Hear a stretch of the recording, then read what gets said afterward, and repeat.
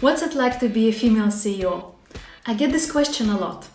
The answer is not easy. I don't have much to compare. I've never been a male CEO.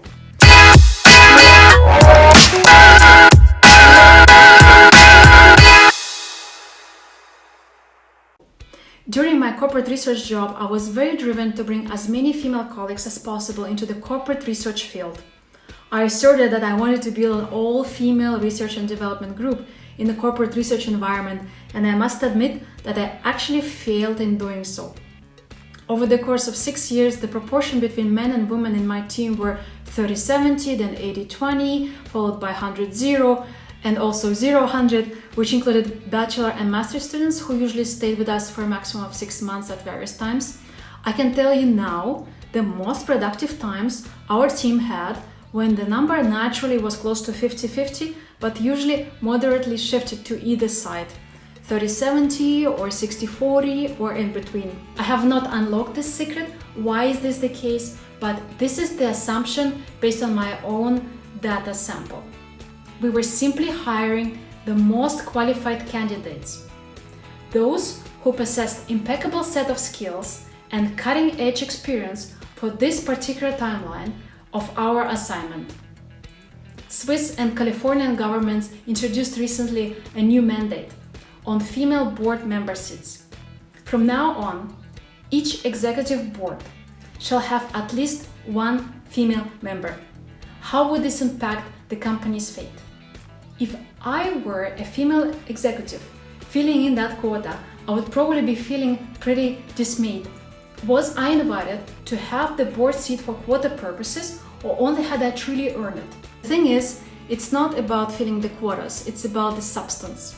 Earning your spot and having it in a timely manner. How beneficial to the whole team is this person, and is the timing right for this opportunity? What kind of expertise, knowledge, and connections is she or he bringing to the table? One thing I've learned is that complaining doesn't help much when it comes to you feeling unappreciated at your current position. My thought on it is this: if you have a feeling that you don't fit into a certain ecosystem, a company, a country, or a network, it is most likely the case. And you always have the choice to leave this system for another system or create your own with your own set of rules and culture. In my own humble experience, this was what I did several times.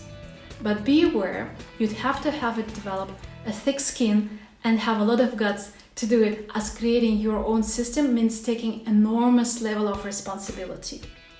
First and foremost, responsibility for myself and also for others around me in this newly created system.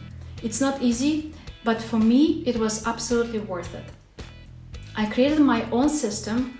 I introduced a set of rules, including hiring rules. Now, here's the secret. Many experienced leaders I know have followed this unspoken hiring rule, known as the look-alike rule. One shared with me, Sasha, all you need is to create a pack of same-minded people who are driven by same principles and motivations as you are. You simply hire people who appear and feel a lot like yourself. If you are driven and ambitious, you will most likely appreciate this feature in other human beings. If you are shy but thorough, you won't be happy working together with a flamboyant but shallow person for too long. Same goes for gender. Sometimes it's just easier to quickly solve a matter over a drink than writing long emails or slacking back and forth while being worried to be misunderstood. Hiring someone you could imagine going for a drink with, or would not mind getting stuck in the airport while missing a flight. This is how hiring look-alike rule can be described in short. Since women are still a minority at most leadership positions, except maybe education or medical, being hired by a look-alike is indeed less likely to happen. In order to support women and creating new working cultures and environments, by the way, most women I know are totally capable of doing so. There are a few changes that need to take place. Those changes need to be introduced over long term and on a global level. For instance, introduce mandatory coding classes in primary school years and make childcare affordable and easily available.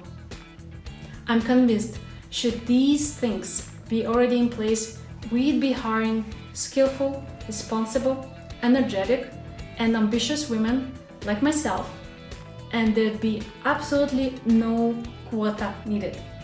If you're interested to learn more about what's it like to be a female CEO, subscribe to my channel on YouTube, Sasha Schreiber channel.